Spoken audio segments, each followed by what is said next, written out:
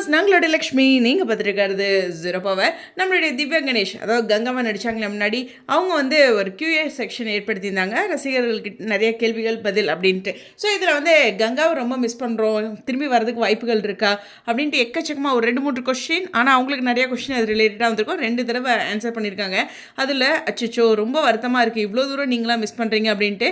நானுமே மிஸ் பண்ணுறேன், ஆனால் எனக்கு இது எப்படின்னு தெரியல, எனக்கு மறுபடியும் அந்த சீரியல் நடிக்க வாய்ப்பு கிடைக்குமா அப்படிங்கிற ஒரு விஷயம் பாசிபிளா அப்படிங்கிறது எனக்கு தெரியல அப்படின்னு சொல்லியிருக்காங்க. எஸ், ஒரு சீரியலோட ஒரு ரீப்ளேஸ்மெண்ட் ஆகிட்டாங்கன்னா அவங்கள வச்சு மூவ் பண்ணிவிடுவாங்க. ஸோ இந்த இடத்துல வந்து மறுபடியும் அவங்களே முன்னாடி இருந்தவங்களே கொண்டுட்டு வரதுக்கு அப்படிங்கும்போது இப்போ இருக்கிறவங்களுக்கு ஏதாச்சும் சேலஞ்சிங்கான விஷயங்கள் இருந்தால் தான் முன்னாடி இருக்கவங்க ஓகே அவங்களே மறுபடியும் கொண்டு வரலான் இருக்கும். ஸோ இப்போதைக்கு கங்காவுடைய ரீப்ளேஸ்மெண்ட் இருக்கிறதுக்கு சான்சஸ் இல்லை. பட் அதை தான் அவங்க சொல்கிறாங்க. அது எந்தளவுக்கு பாசிபிள் அப்படிங்கிறது தெரியல. பட் நானுமே ரொம்ப மிஸ் பண்ணுறேன் அப்படிங்கிற ஒரு விஷயத்தை தான் சொல்கிறாங்க. ஸோ இந்த இடத்துல அந்த டைமில் அந்த பர்டிகுலர் டேஸில் வந்து ஹெல்த் வந்து அவங்களுக்கு ஒரு ஹெல்த் இஷ்யூஸ் ஏற்பட்டுச்சு இல்லையா, அந்த காரணங்களால் என்னால் கண்டினியூ பண்ண முடியல, ரொம்ப ரொம்ப மிஸ் பண்ணுறேன் அப்படிங்கிற ஒரு விஷயம் சொல்லியிருக்காங்க.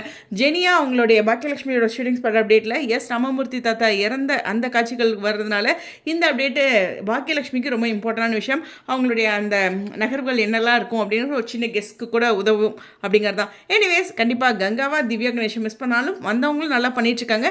பட் இப்போ ஒரு பெரிய ப்ராஜெக்டில் அதாவது மெயின் லீடாக நான் பண்ணுறதுக்கு ஆசைப்பட்றேன் அப்படிங்கிற ஒரு விஷயத்தை அவங்க சொல்லியிருக்காங்க. எல்லாத்தோட ஆசையும் இருக்கும். அதை பற்றி அப்டேட் வந்ததுன்னா நான் உங்ககிட்ட கண்டிப்பாக ஷேர் பண்ணுறேன் அப்படின்னு சொல்லியிருக்காங்க.